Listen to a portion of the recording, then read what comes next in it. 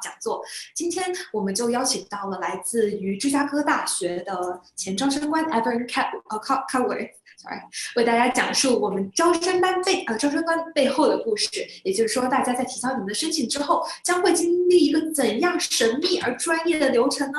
那我们今天的讲座就会为大家揭秘所有的背后故事。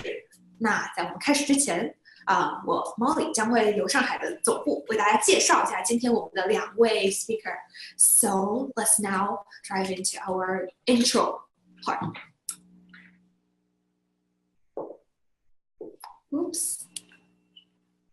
Okay, here we go. Wait a second. Wow, this is a really great. Okay, here we go.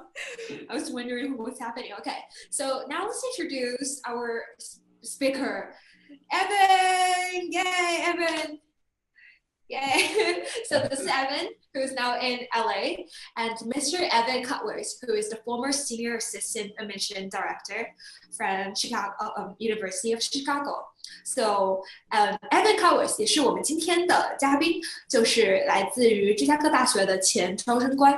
然后呢，他在芝加哥大学担任招生官超过5年众所周知的是，芝加哥大学是世界上非常非常顶尖的大学。诺贝尔经济学奖有35%都诞生于芝加哥大学。那 Evan 在芝加哥大学的招生办期间，审阅近10000份留学申请书，主导数百次的面试。就是说，来自世界各地的有100个 application 都是经过 Evan 的手，经过审核，为大家发放 offer， 甚至奖学金的。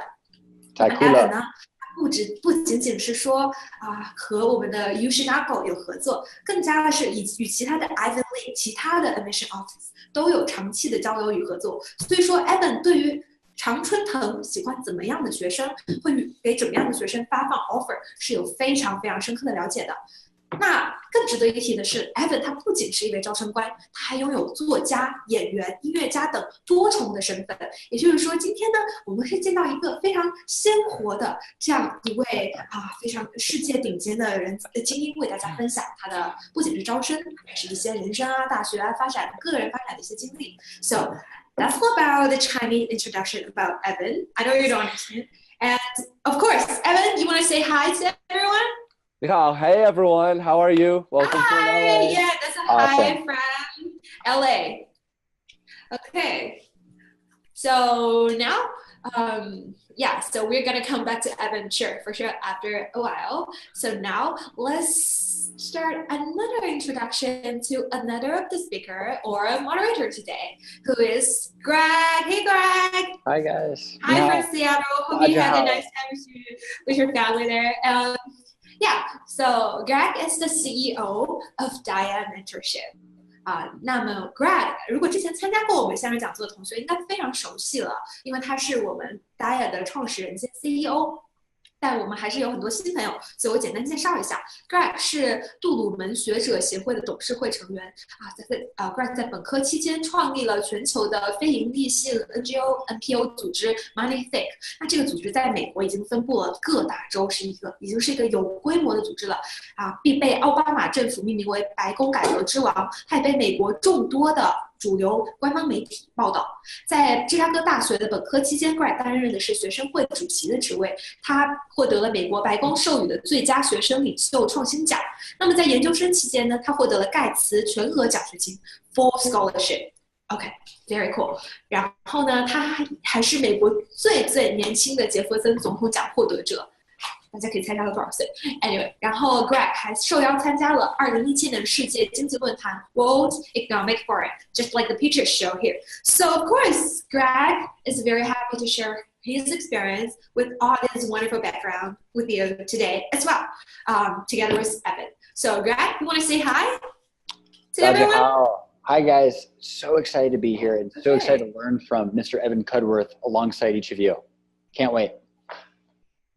Okay, very, very cool. So I think now we're just gonna dive into the start of our today's webinar. So I'm gonna do a short intro in Chinese.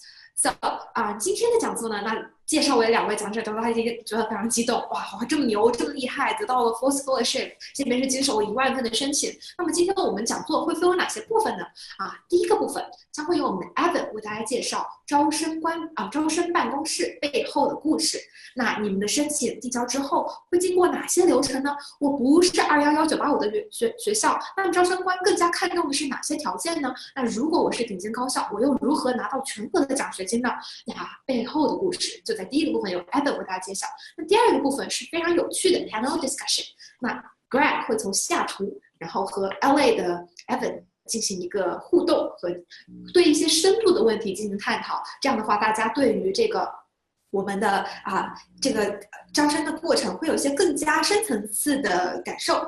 那第三个部分是非常非常热烈的，就是 Q&A 的环节，大家能在这个过程当中对我们的招生官直接提问，这个是除了在 DIA 的 webinar 当中绝无仅有的机会，你可以直接面对面招生官说 OK, this is my offer， 那你是否会接受类似于我这样一个学生呢？希望大家用英文总结好自己的问题，在第3个环节在我们的 chat box 当中打出来，Evan 就会对大家进行解答。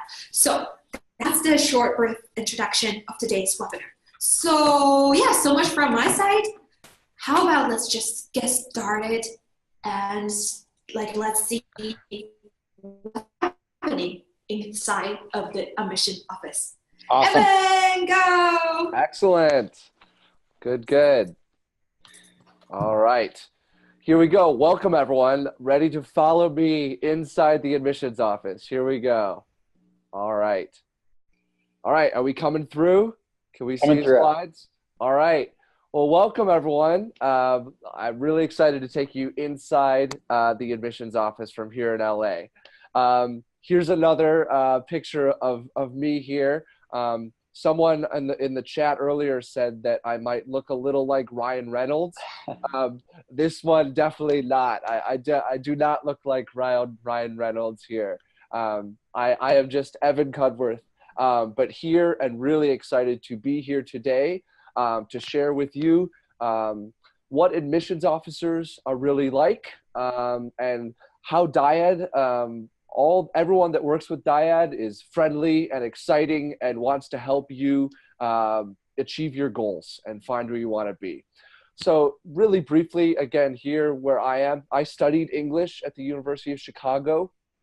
I spent about 5 years at the University of Chicago reading over 10,000 applications. I know you heard some of this information before, but just to give you an idea of what that looks like on a daily basis, usually on an average day, an admissions officer is reading anywhere between 20 to 30 applications in one single day. And this is a skill, like any other skill or job. When I first started off in my first year, I could only read about 5 applications in one day. It took me a very long time. I very carefully would read every single word. But as you get better, like at a sport, like shooting baskets, the first time I shot baskets, I couldn't hit the hoop. But admissions officers all practice and learn and really invest their time in finding how are students telling their stories and how are we going to bring the right students to fit into our university. And I really loved my time doing that as an admissions officer. Now I work, I help students both here in the United States, but also help students in China and around the globe find their best fit schools and tell their stories. And I want to share some of that information with you all today. So are you ready now to come with me inside the admissions office? Ready. Let's do it. All right. So here's my plan for today. We will cover 3 main topics. Number 1, how is an application reviewed and evaluated? Number 2, what is the relative importance of the personal statement, the CV, your recommendation letters, the test scores in the admissions decisions? So we'll talk a little bit about what is the weight of each of those and which one is the most important when you are applying to school. And then finally, we'll end with just 3 short common misconceptions about the admissions process, especially for students that are often applying from China. So it should be pretty fun.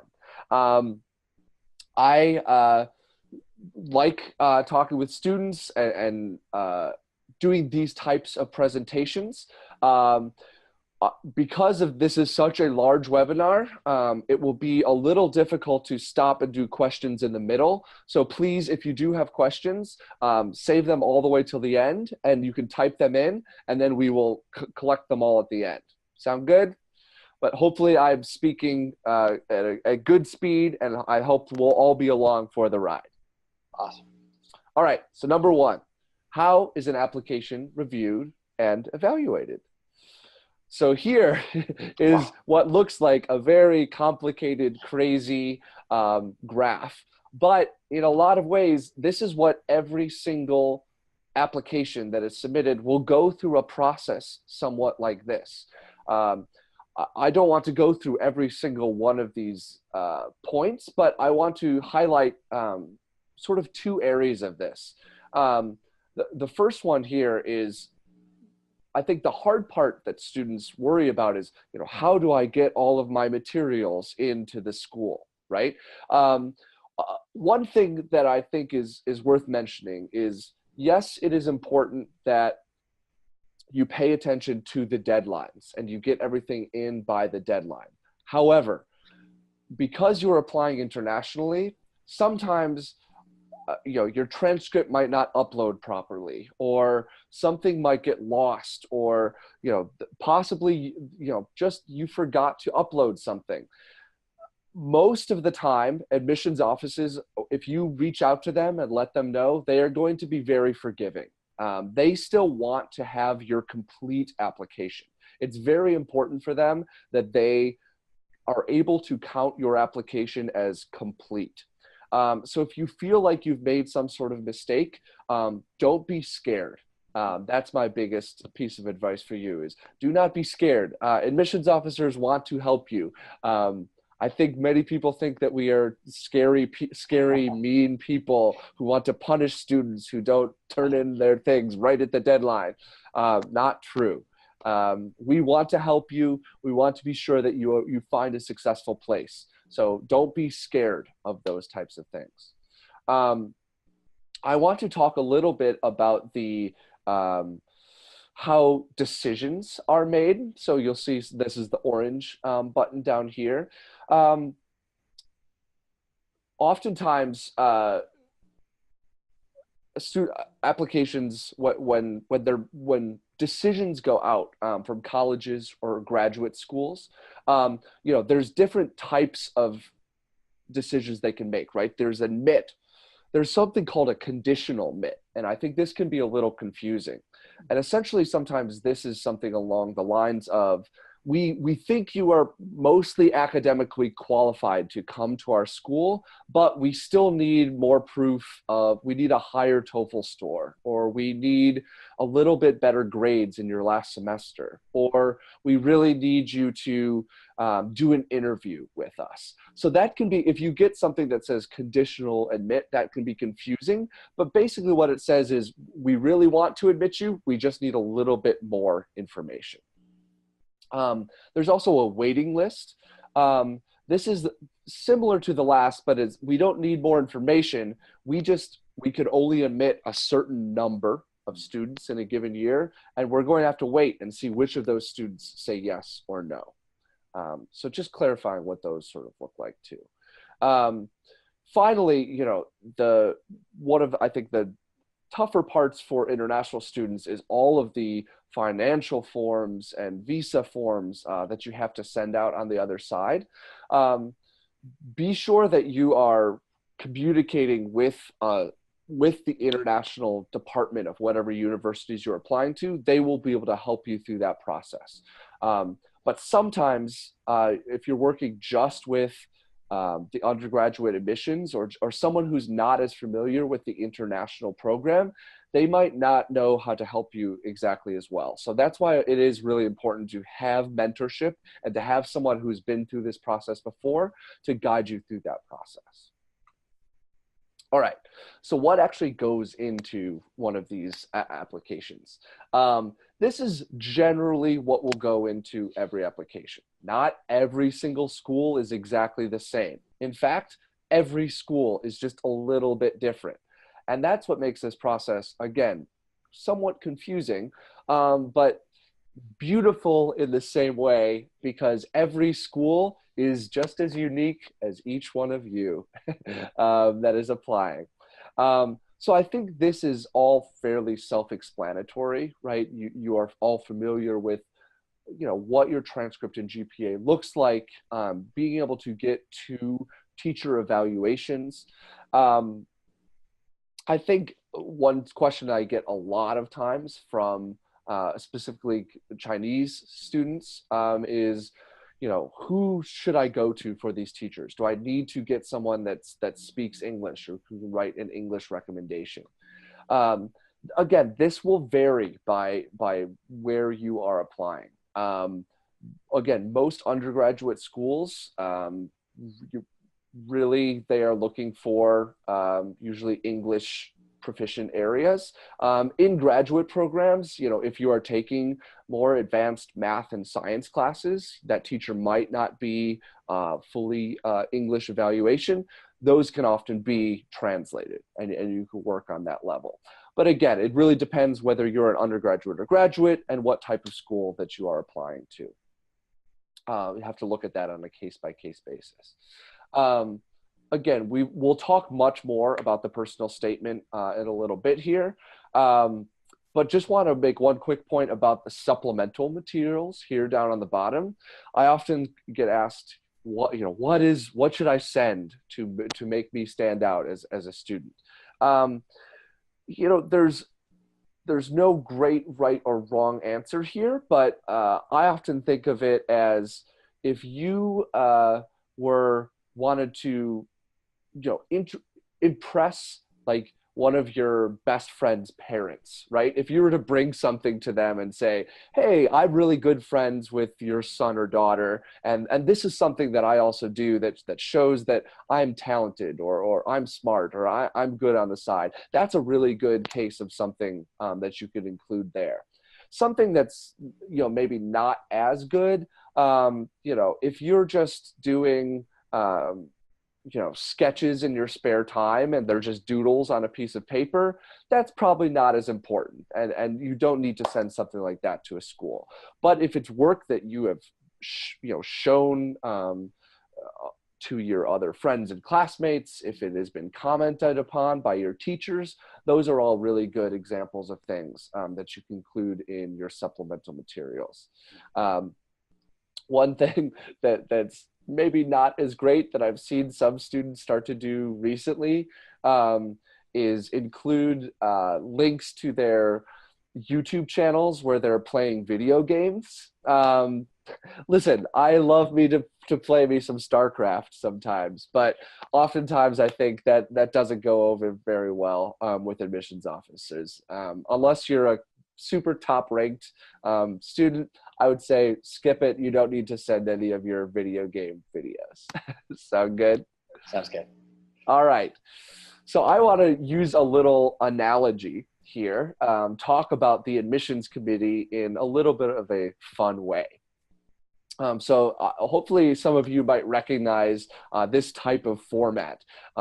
Similar programs are shown, in America's Got Talent, Britain's Got Talent, and I know some places in China as well. We bring people up on stage and we have a panel of people that all have different backgrounds, right? Every one of these people that is sitting there also in some ways represents an admissions officer. Or a committee member that sits on a graduate committee that is evaluating the types of students that come in. Sometimes they're all going to agree. Most of the time, they're all going to disagree. Some will say yes, and some will say no. And I think that's very important for you to remember as you go through an admissions process is you're going to oftentimes everywhere you apply, there's going to be someone there that really wants you on campus. But there are just so many students, sometimes it's not everybody all at once is there. So let's go through a little bit of what this actually looks like. How do you actually impress one of these types of admissions officers? This is you will almost never ever get an admissions officer or someone that will even say or think this about a student, right? This is more reserved for the camera and things like that. However, there are ways for you to stand out and not be glossed over by somebody on the admissions committee. So here are some pieces of advice that I often give to students that are saying, "Oh my gosh, am I just a number on a transcript? Am I only my GPA?" The answer is no. You are more than your GPA. For example, all of these admissions officers are going to look for other things throughout your application, in your CV, in your personal statement. They're going to be looking to see, is this student proficient at collaboration, teamwork, leadership? Do they have other special skills? Do they have a happy or fun personality? And there's one main reason why that's important is that colleges and universities in the United States are somewhat different from a lot of places in the rest of the world in that they really are trying to build a community of students. They don't just want the best students or the students with the top grades or scores, because they also need to fulfill many different objectives and get students that are going to collaborate and work together. That is a big theme of going to school in a place like the United States, and that there are many team projects and working together. And one student who might be a much stronger writer can also meet up with a student who is much better at math. And having them work together and engage with each other makes for a stronger college. And that's why colleges look beyond the GPA. So here's a couple pieces of examples of how students, you as a student, can start to position yourself as different in the admissions process. Oftentimes, you see a path before you and say, "Hey, I want to be an engineer, or I want to be a business person," and you see a very narrow path of you just have to study math or you just have to study engineering. But oftentimes, again, like I talked about just earlier, colleges want students that are interested, yes, in their subject, but are willing to communicate and engage and think about things outside of their own subjects as well. So here's a couple examples of students that I think would be really exciting, and admissions officers would look for those. So how about an engineer who also studies science journalism, right? Somebody who can write and explain to people that might not be as science-minded as them, but can explain how their fund project works. They're much more likely to get funding, right? To get money for them to go to graduate school. How about an MBA candidate who also writes financial poetry, right? That's sort of a way to think about somebody who could become a business person, but who also inspires everyone around them and has a good art background and isn't just somebody who just does numbers all day, but who can engage with people outside of those things. Here are a couple other examples, a doctor who's captain of the soccer team, or how about a violinist who studies physics and who can discuss the math behind their music. See how all of these students have just like a little something extra or hybrid things that work together? That makes it a really fun way to think about them. So here's a quick example about how can you get these points across to admissions officers. And my number one piece of advice, and it's harder than it looks, but you need to be specific, okay? So everyone wants to write, your program is highly ranked. Bad, bad, bad. Do not write that, right? Write something more along of, your program fits my style of learning. and your small classes offer one-on-one mentorship. Such a better fit and tells me as an admissions officer that you've done much more research than just look at the top schools and apply to this school because they are number 15. Here's a more in-depth example of what I mean when I talk about this. This first example, I have a strong passion for business. CEOs make the world a better place. I want to make the world a better place. Your school has a strong business program. There I'm a perfect fit. All of those things individually are true, but I really don't learn very much about the student. In the second example here, it's much more specific. I remember being in awe of CEOs when I was little. My friends wanted to play house, but I wanted to play corporation. 20 years later, I'm chasing my dream of becoming a CEO. So do you see how this second example just gives so much more examples, talks about the student's past, present, and future, but does so in a way that I'm going to remember who that student is. So this is what I mean when I talk about being specific when you're trying to tell your personal statement. So this next part that we'll talk about a little bit is what is the relative importance of your personal statement and rec letters in the admissions process. And for this one, keeping in mind our analogy, we're going to pretend to be an admissions committee together, all right? So essentially, we're now going to look at 3 different types of students. Imagine that we are at, a pretty good top-ranked business school, okay? And the GMAT, that's what students take to get into business school. It's out of 800 points. 770 is an amazing, really good. These are all good scores. These are all good students. But what I want to talk about is, even in this, knowing just a little bit of information about them, which one of these students is the best? Let's think about that as a thought experiment. So the student number 1, super high GMAT score, good GPA. What do they do outside of the classroom? They volunteer at a nursing home. And here's an excerpt from one of their essays that they perhaps might have written for us, right? I want to study business to make the world a better place, especially for my elders, all right? So this is a strong student, has really good testing, GPA, but maybe outside of the classroom, I don't really learn that much about this student. I don't know that much about them. Student number 2, 700 GMAT, 3.9 GPA. Wow, very strong GPA. Is doing research at a local university, writes in their personal statement, I'm confident my near perfect grades and award-winning research will be a good match for your top program. Right, so this student does really well in the classroom. They're already doing cancer research, which is really great. But again, I don't get a great feeling of what exactly are they going to bring to my program. Why are they applying to my school? Just because it's top ranked. I think that this student maybe will come if I admit them, but I can't be exactly sure.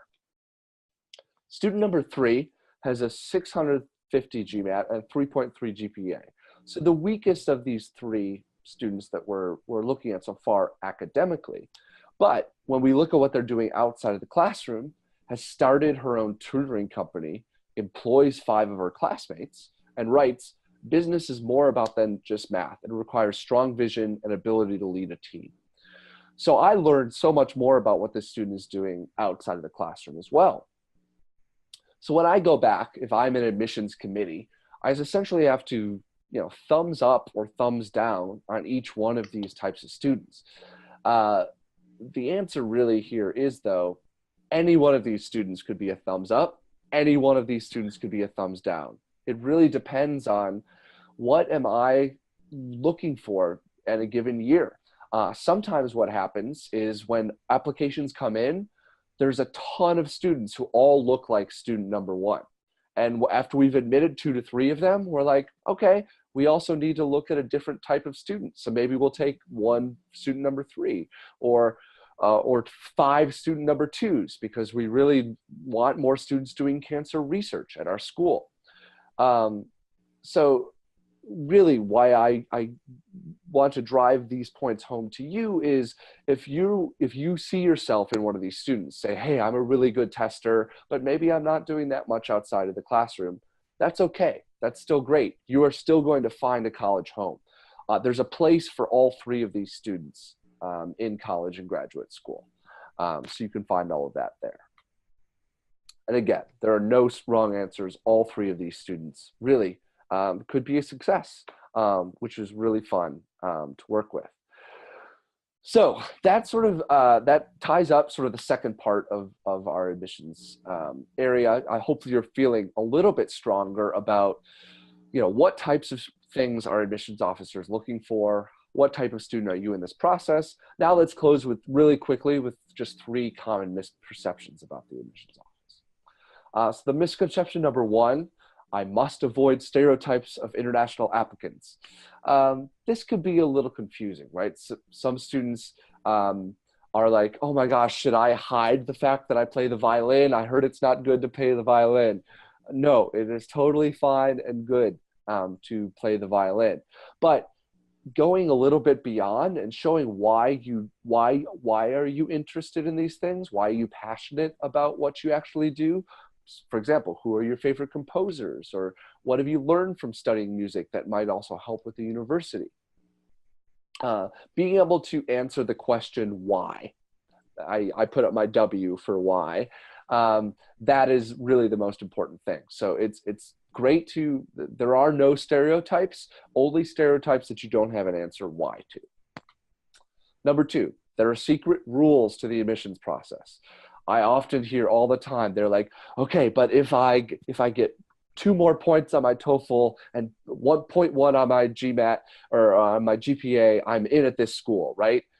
No, the answer is no. I have no idea. There is no secret formula that every admissions office uses. It really is a panel of people oftentimes that are sitting down and deciding who is going to be most successful at any of those places. That being said, when they look or sometimes pull data, they might pull and say, hey, we only want students with a 3.5 GPA and above on a given year. But there's no way for us to know that, of what that school is looking like on a given year, unless they explicitly tell you. Misconception number 3, the highest ranked school is best. No, this is a big no. Rankings in the United States are very relative. It is not a simple matter, unlike a place in China where you take the Gaokao and they put these students here and the middle students here and everyone goes to different areas. It's very different in the United States. And some of the top ranked schools might not even have a program that you're interested in. So for example, Harvard doesn't offer undergraduate business. You can't major in business. You can focus in economics or take classes in those areas, but that might not be Harvard might not be a good fit for you if you want to study business. So it gets a little complicated, but having a mentor and having someone on the other side that can help point you to all of the nuances of these programs is going to be really helpful for you as you go through this process. And with that, I think that concludes taking you inside the admissions process.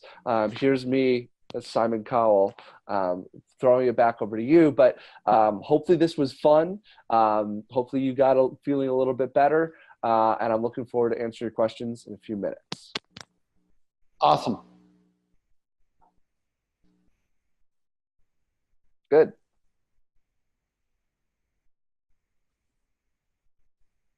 Okay, so thanks a lot, Evan.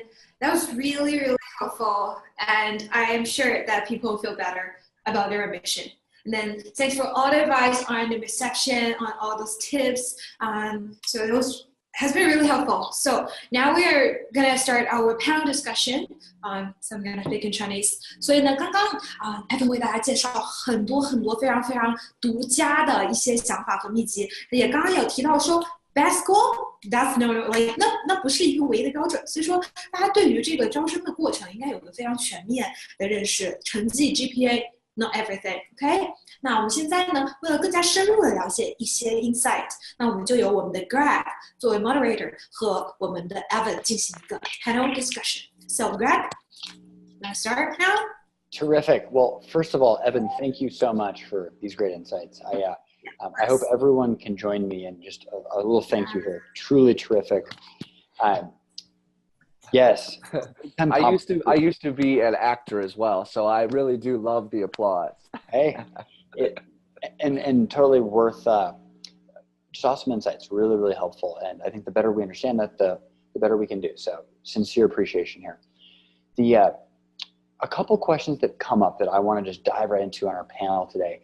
A lot of students want to work with a zhangji, an agency that actually writes their essays. Because it's easier if someone else does it, right? But can anyone tell?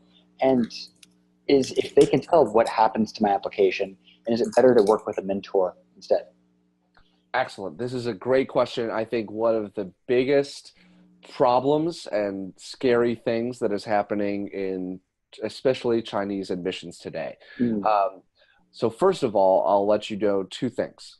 One, many admissions officers and offices are now they are using technology that essentially scans essays and looks for repetitive phrases, things that have been used before, plagiarism, all of those things. And they are really looking at specifically international students' essays for evidence that they were not written themselves. And there are algorithms and ways that these computers flag essays and say, this was not written by the student, move this essay to the side.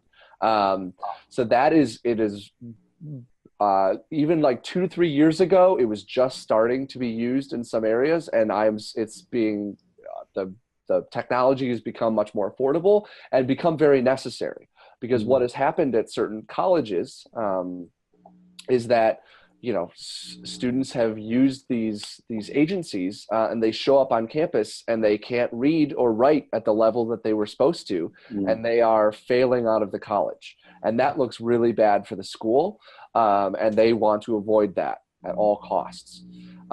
So that is one step that schools are taking. The second is just admissions officers in general who are reading your application. They'll have a pretty good idea of what your English level is going to look like. They'll be able to see your TOEFL score. They'll see other areas of where your writing has been. And if they see a discrepancy there, if they see this well-polished essay that sits next to an 80 TOEFL score, they're going to say, this student did not write this. They don't belong at our college. So I highly discourage you from that.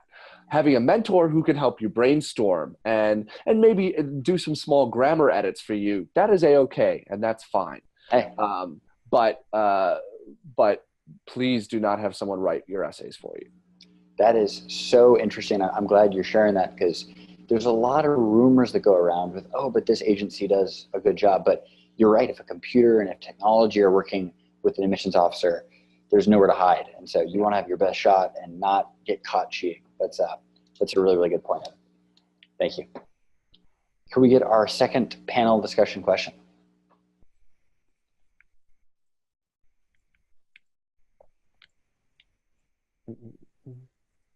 Plus, it's fun to write these essays. I know it might not sound like it right now, but if you dive in with the right attitude, it can be fun. You'll learn something about yourself. Hey, totally agreed. It's a process. You can learn a ton, and do it with a smile. Our second question here. So a lot of scholars that we work with at DIAD and students that we advise, they are coming from universities that actually they're not the top ranked schools in China so frequently. They're somewhere toward the middle. How can a student like this show an admissions officer like you that, yes, I can do the work, and yes, I can still add something really special to this campus community? Excellent. So again, similar to how when we took through those 3 types of students, right? The student who had the really strong testing, but sort of medium grades. Another factor that fits in there is, what type of college did you go to?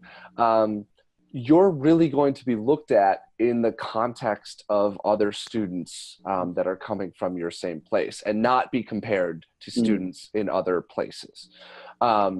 So ways that you stand out is really do the best in the environment of where you are at any given school. All of the other factors, still apply as well. When students, let me think of how I best phrase this. I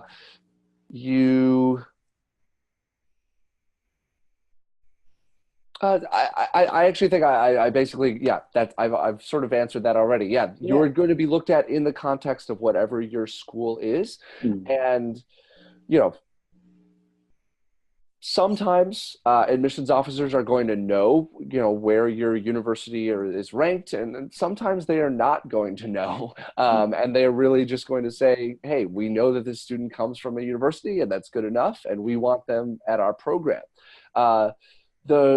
I think the number one thing that you can do to stand out is really, really do your research. Know the ins and outs of all of the programs, know the culture of the school that you're applying to, and be able to talk about that, not just on paper, but if you are asked for an interview, being able to have an answer and say why. Again, why are you applying to a different school? That is what's most important. Really, really good feedback. And I loved your advice earlier on being specific. That really separates, I think, winners from losers in this, that a little bit of specificity and a clear why, super compelling. And that's a great answer. Thank you. How about our third question? Awesome. So perennial issue for students is, look, my GPA isn't as high as I want it to be. How can I still build a strong application with my personal statement, my experiences, and how can I kind of improve that? Is there any advice you'd have for a student feeling the stress? Excellent. Again, my first piece of advice is always breathe, right? Relax. There are some things that you have control over. You can't control the past, right? The past has already happened. Now you need to control your present and think about your future. So all of these things we've already touched on in one way or another. But yes, being specific, having answers why you want to be in a certain place. Something that I think gets undersold sometimes is positioning. So there are certain majors or areas that tend to be overpopulated or so popular that it's harder to get in because they have so many students apply that they're only going to take the top GPAs. These are things like, engineering, pre-medicine, computer science, biology, things like that are really tough to get into. But if you do some research and if you find a mentor and maybe come in a little bit on the side and instead study something like environmental science or astrophysics instead of just general physics, it's often the highest GPAs are not applying to those same areas, but you still get to go to the same college and oftentimes take some of the same classes. So keep that in mind, and that's just one way to stand out in the process. Great advice. One thing that I've heard from a few scholars we've worked with, my GPA not as high as I want it to be. And a few scholars get so wrapped up in that. They get so stressed about it, they keep dwelling on it. And so actually it distracts their focus from this upcoming TOEFL exam or the personal statement drafts. And they let one weakness become a bunch of weaknesses. So that's one thing I'd say, be careful. Don't let that happen to you. Focus on the future. I love that bit. You can't change the past. The GPA is what the GPA is. Focus on those future moves and stay optimistic, stay tough, breathe deep. I like that. Yeah. Awesome. Excellent. Our fourth question, please.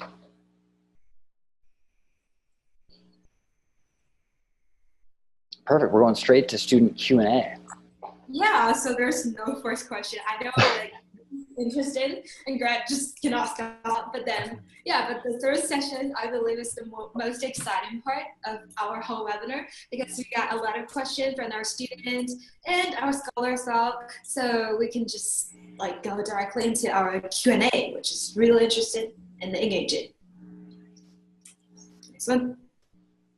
Phew. Okay, so Greg, you want to Yeah, Okay, if you so want to.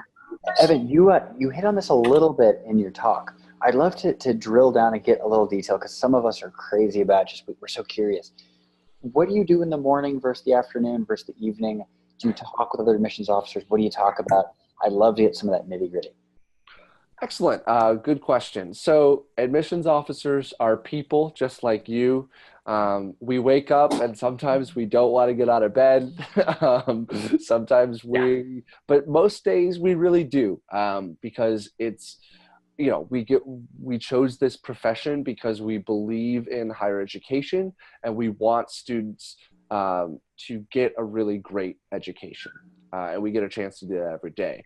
But days are often split between one of three things. And this will change based on what time of the year it is. But a big part of an admissions officer job is recruiting students, right? So sometimes you wake up, and I wake up in a foreign country. I wake up in China, going off and visiting students there. I have now been to China twice and had a chance to travel with Greg and with other students to talk about this type of thing. But sometimes that happens on the college campus, right? You wake up and you give talks to students there about the same things that I'm talking to you today. The second part of the day often involves, reading applications in one way or another, right? So oftentimes, admissions officers do that at home, right? So I set up my computer, I put on some really great music, I put on my headphones at the same time, and I sit there and I read all day, a lot of times in my pajamas. A lot of admissions officers do that from home. And then we'll write down, evaluate, leave notes for each students. But then the third part of what admissions officers often do is then we will meet together. And we will talk. Yes, we will talk to each other about other students. I will say, hey, what do you think about this type of student? They say they want to do biology, but I don't see a lot of evidence of them, being able to do the work at a hospital. Do you think they'd be a good fit here? And we will debate and we will talk about those types of students. And eventually we will all vote. Sometimes will get 2 yes votes and the student come, sometimes not. Hey, that's really helpful. I'm a curious guy. I know many of our scholars are curious, so that's really, really, really great. Another question kind of like inside the admissions office here that a scholar just asked over Zoom is on the recommendation letter. So what are the most important things that you look for in a recommendation letter? And what aspects are less important or just not helpful? And then who should you ask and how can you ask? So boiling a lot there into one question. Yeah, good question. So I'd say, the biggest thing that we're looking for in the recommendation letter is how does this student interact with adults? Are they able to hold a conversation?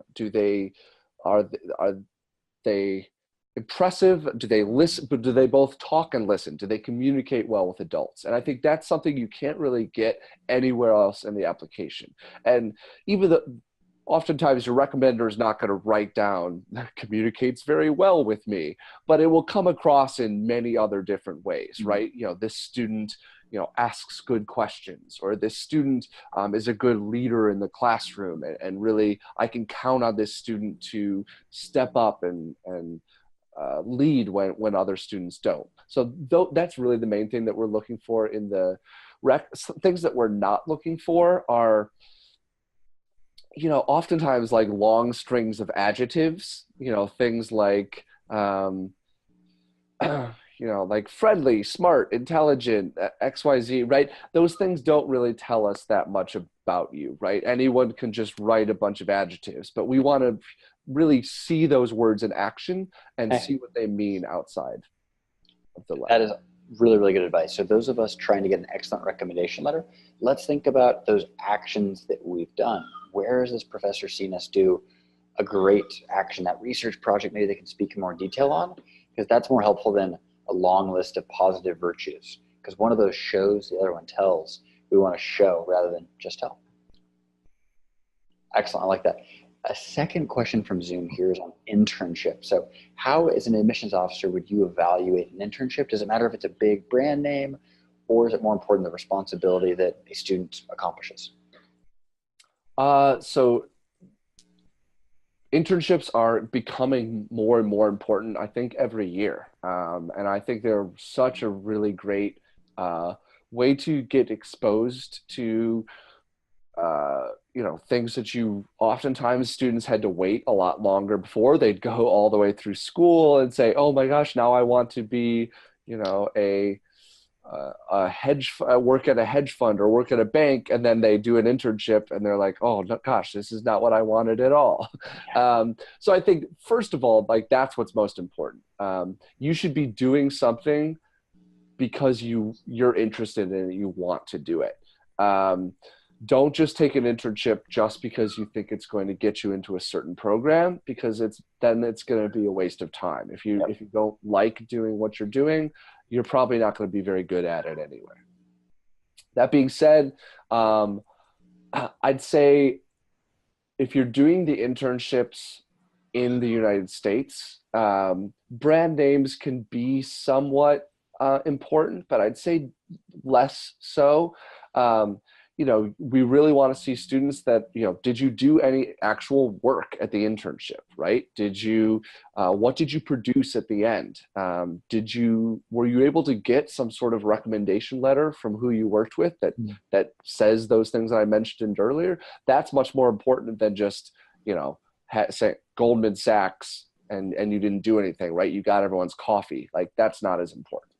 Hey, well said. So responsibility is critical.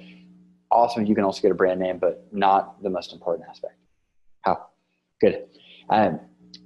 Another question from Zoom here from a gal, Wendy. Since the resume needs to be within one page, when we write the resume, should we prioritize academic experiences or extracurricular experiences? And as a missions officer, does one strike you as inherently more important, or is it more about the nature of the experience? So I think I want to be sure that we're talking about the same thing. So a resume traditionally is less academic, right? It's more activities outside of school. A CV, technically, these are two different things, but a CV is usually used much more in graduate school admissions, which is much more purely academic, right? It's research, and it's sort of what you've done academically. So they are technically two different things. But again, generally, your academics are covered other areas in your application. We've usually seen them in other places. The resume or the CV is a place for things that we don't see elsewhere in the application. So whatever it is that you didn't have room for other places, that's where the resume is for. That's where it comes in. Awesome. And Wendy, in your case here, thinking about which experiences have been most valuable to you, which are most related to the major you're applying for, and I think thinking through a little bit of those details where you contributed most and where there's evidence of that contribution, that could be more useful. So if you think about that one extracurricular was super valuable, well, awesome, let's do it. Or that one exchange program was excellent, here's why. That can go on the CV or resume as you apply. Next question here, Evan, this is an interesting one. Question from Hans about figuring out the cultural aspect of a university. So he's actually spent quite a bit of time researching the courses and more of like the academics, but how might we dive in here and target to find the academic courses and associations? But that part he's got, but how about on the cultural side? Like you mentioned the campus culture, university culture, how can we actually figure that out? This is a really great question. And it can be, I think, especially tough for international students, because the way that I tell students here to do that is, go visit campus or meet with students, follow their social media accounts. It's a little harder to do that, obviously, from China. But a really great way, I think, to do this is reach out to almost every school will have an international students association, right? Or a group of students that are basically tasked with working with international students. and they will reach out to you. They can provide materials and pamphlets and things like that. Again, most schools will have, areas where you can download pamphlets and sort of interviews with students, and that's really where that culture comes out. Oh, this is a big one. Read the campus newspaper. Things that students are reading and writing in that newspaper, that's probably the number one best way to figure out what that culture is. Really good point. I like that. And Hans is actually one of our Dyad scholars. So I'm super excited to actually dive in with you, and let's figure out the schools you're applying to, and actually dive in and learn more about these culture. Mentors that are graduates from these places have awesome insights that's hard to find on a website. It's hard to find anywhere else than someone that's really lived there, studied there, and contributed there. So great question, and let's chat more after our webinar here. Another question on recommendation letters here. So we actually have a couple. So one is it better to have a famous or like really highly acclaimed professor to write it, or someone that instead knows us really well? What do you recommend, Evan? Generally recommend someone who knows you very well. It's going to be better. It can look really not good if there's this high name professor that just has one paragraph of this student was in my class, right, and that's it. That isn't going to be very good. Cool. Figure out who it is that knows you well, and those of us that don't yet have someone that knows us well, don't worry. When I was a junior, when I was a Da-san, I was super nervous, like, oh, who's going to write my letters? I just started focusing on, hey, I'm going to ask a question after class, introduce myself, go to office hour, have tea with professor. Within 1 year, I had a couple of professors that not only knew me, but kind of liked me, and they wanted to help me get to the next level. You can do the same thing. So don't feel intimidated, even if you don't yet know someone that's the right fit. Start making it happen today. Say hello, introduce yourself, and be extra friendly, and you'll have a new friend there. Great advice. Awesome. Next question here. And Spencer, yeah, our pleasure. Absolutely. What if I didn't mention the academic experience with my recommender? Will that affect the application? So for instance, if the recommender doesn't actually write about some of the academics, is that necessarily a bad thing, or could it actually be a good thing?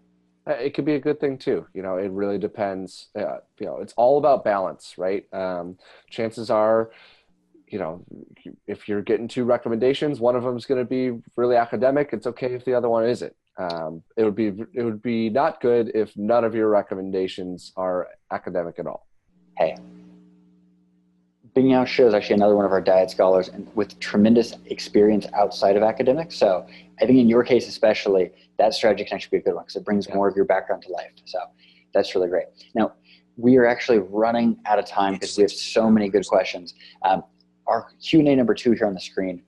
What are the characteristics that admissions officers most value, most seek, most covet from international students? Can you kind of boil that down for us? Sure. Again, this is really going to vary from school to school, but the different perspectives, and I think a work ethic that is honed in ways that's oftentimes you don't see as strongly in American students. So I think that's it. Yeah, a work ethic that you don't always see. Cool. Yeah. That is tremendous. Yeah. The final question here. What is the admissions committee's view on recommenders from China? And is there any way that we can try to make it look and feel more legitimate, more authentic, more helpful to admissions officers? Right. So again, this one is tough because it's changing a lot in the admissions world right now. I'll be very honest. So in some ways in the past, like we would really almost gloss over or not look very closely at letters from from recommendations if they were coming from, oftentimes if they were Chinese language high schools. If they're an international school, like international English school that probably we have a relationship with or might know some of the professors or the teachers there, that might be a little different. But in general, it's really there's so many different answers for that. It's a little hard to answer that question. Absolutely. The Now, we have a bunch of really awesome questions coming in on Zoom. This is fantastic. Please share your question inside our WeChat webinar group. I will help us to answer these right immediately following our webinar because we're running out of time because there's so many good questions. But we are so grateful, Evan, for the insight tonight. It is midnight in Los Angeles. Evan is awake and sharing because he cares. He's passionate. He's excited to help us here. We're so grateful for it. Thank you. Thank you. Thank you all. This was very fun. Again, wow. No matter where you are in the admissions process, you're going to do well. I promise. Yeah, thank you a lot, Evan. This has been really wonderful. I'm not in the screen all the time, but I've been listening all the time. It was really helpful, really inspiring. And I really learned a lot about inside and behind stories. So yeah, it's been a really, really good process. And thank you, Greg, as well. So thank you again. And thank everyone who has been in our Zoom chat room and raised questions. So everybody whose question has not been answered yet because of the time limit, you can just leave your question, just as Greg said, in our WeChat box, and we will try to get back to you. We'll try to get back to you later. So now I'm gonna speak in Chinese a little bit. So 好的，感谢以上 Evan 和 Greg 的精彩分享，也感谢大家的互动啊！希望刚刚被幸运抽中的同学呢，你们真正能从我们这个1对1的招生官亲自回答你的问题当中得到一些这个灵感和帮助。那么呢，像我们今天的这样讲座，大家可能会觉得哇很棒，能不能再来一些？特别是包括群里有些同学没有能参加，我想说，哎，怎么办呢？我们会不会有下次机会？但是我想说是，大家是有一系列讲座，在未来都会有很多。但是呢，如果你想要得到更强的 insight， 这样1对1的机会，这个只是说，哎，我们现场抽几位回答。那假设说你想得到更加 exclusive 的 one-on-one mentorship，how do you do that？Join Diet， 在过去的时间内呢，有1900名以上的我们的学员通过类似的这样1对1的导师亲自给你的辅导，在我们的这样一个 mentorship 模式下进入了世界顶尖大学，有很多像 Evan 一样来自于常春藤、来自于英国 G5 的 Top School 的导师们，就这样1对1的亲切辅导我们的学员，根据你的个人情况找到你的个人核心竞争力，然后呢，帮我们的学员申请到了总计1亿5千万人民币的奖学金，不是1000万，是1亿5千万。那么这样的在这样的导师的服务下，大家也感受到了我们导师非常用心的为大家解答问题。那么我们希望在这样一场 webinar 之后，大家能够对我们的 Diet 这样的一个 mentorship 的模式有一定的了解。但是呢，我们现在有个小小的请求，在这样一场webinar 之后呢，现在我们的小助手一会儿就会在群里发一个表格发一个这个 feedback form， 那希望大家能够完成这样一个survey。为什么我们要发这样一个 survey 呢？首先，因为 Diet 是一家教育公司，我们是做教育的，所以我们呢有一个核心理念，就是我们 team 当中最常说的一句话是 we care。我们 care 的是你们的体验，是 care 的是每一场讲座我们是否能够保证每一个学员都能学到最佳，然后最棒的一些关于申请或留学或者个人规划的一些东西，所以希望大家能够帮助我们填写这个表格。这个表格有效期只有10分钟，10分钟之内，如果你们填写这个表格，给我们一些最真心的反馈，你将会有机会得到一次30分钟免费的 PS or CV review。So 个人陈述、简历的修改，会有像今天这样优秀的导师为你1对1的解答，这个机会非常非常非常难得。那么大家现在就尽快的10分钟之内填好这个问卷，算是帮我们一个忙。而且更加神奇的是什么呢？大家可能有所不知道，有些同学可能看过我们的公众号，有些可能不知道，今天可能只是顺便听这场讲座，但是你们知道吗？顺便听的这场讲座，让你离 iPad mini， 让你离我们这个 MAC 口红都更近了一步哦。So, you know, how to get this? So, by listening to today's webinar and raise question and also fill out the feedback form， 就填写这一部分，你已经得到了20分，参加现场讲座10分，填写问卷10分，那这样就累积了已经20分了。然后转发朋友圈每条10分，我们之后呢会推出各种各样的活动，每一个活动都有不同的积分。那到了300分就一支 MAC 口红，然后最高的还有 iPad mini。更加神奇的是 ，Greg is over there waiting for you to have a free lunch with him. If you ever have enough credits in our Lunch with Style campaign, This is a series of events, and you can attend and get credits. And if you get high enough, Greg, what do you think? And they will be join you for a free lunch, right? So that would be an awesome chance. 所以说，你现在转发立刻得到 Evan 的独家视频，积分、Mac 口红、iPad mini、Greg free lunch, all waiting for you.